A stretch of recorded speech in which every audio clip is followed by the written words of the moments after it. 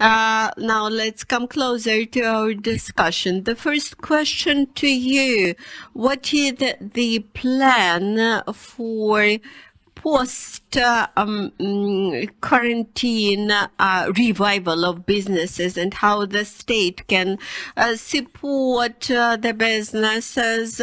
Shall I speak Ukrainian or English? It's better to speak Ukrainian because the majority of our audience is Ukrainian speaking. So first of all, I would like to thank you for invitation to the participation in this event, and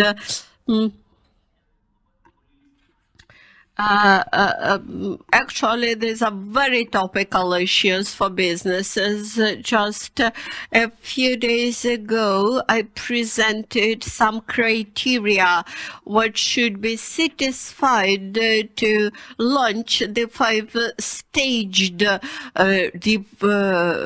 revival process, resuming process after quarantine. Should I make pauses for translation? Actually, neither country in the world was sufficiently prepared for this pandemic, and as the practice had proven, even the United States and Italy, which are rather developed countries, they appeared unprepared to those economic losses which they suffered, to engage the partners' experience and extrapolate it to the national situations. I should say that this is quite new experience for all countries in the world. We cannot predict what will happen, whether we should expect for the second wave of the pandemic, whether it will be in autumn, in early autumn, in later fall, and all the measures which are taken, they are agile, and some days ago we have published our revival plan. This is not the stone-carved plan. That is, we will change and adapt it depending on the situation. For the Ministry of Economy and Trade, we understood that the impact of coronavirus crisis was the most harmful for small businesses, because they had no the cushion of safety. And trying to support small and medium enterprises, we have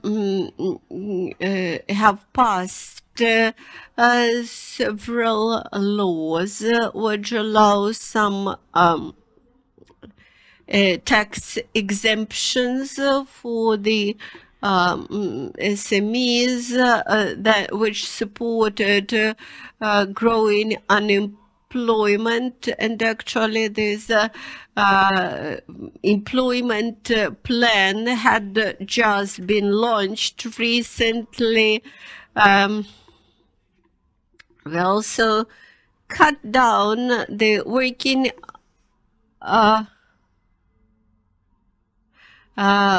we suggested support to those enterprises which cut down employment hours or had launched some redundancy plans for their companies. We suggested some support to those firms, allowing them to retain all the personnel employed. This second big area is some release of quarantine measures, and we try to remove the lockdown measures gradually. We have just recently allowed some measures for the food markets, and we hope that around May 11 or May 12, given that we have this outbreak of new cases, we will allow some releases of the lockdown, and we have also made some amendments to the bank program 579%, and we offered refunding of the credits which are already given to the businesses. So we have now passed some amendments to this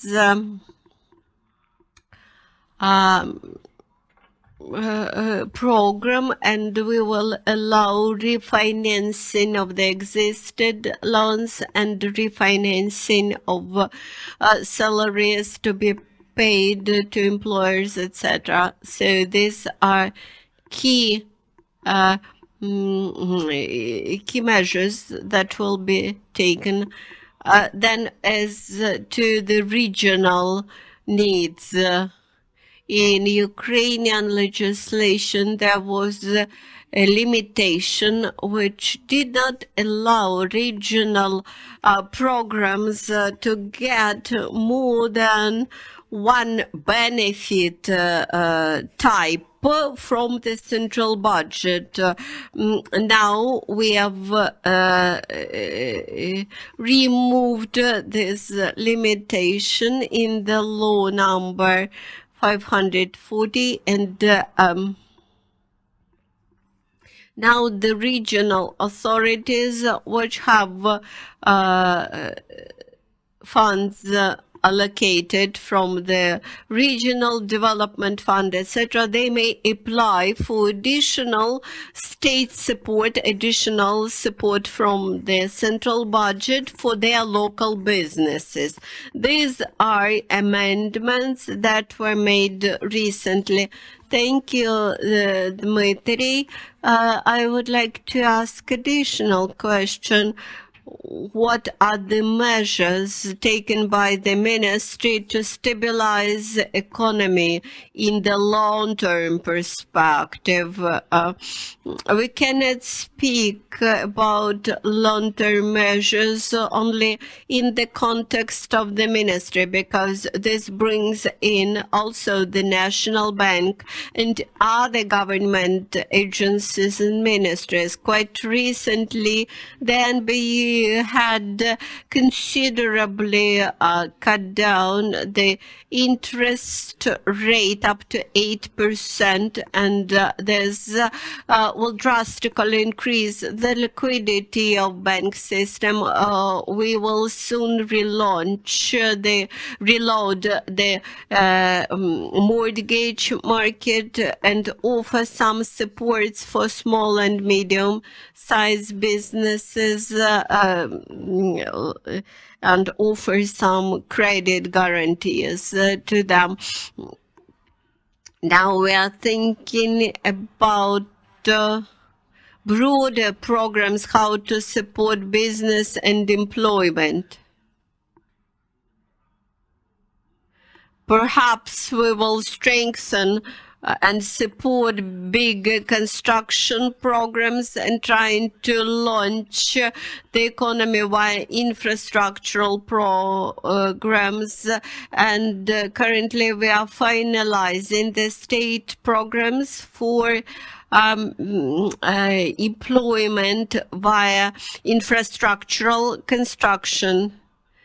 Now it's not my role to announce, to publish these programs, but currently we are financing the procurement program for SMEs, etc.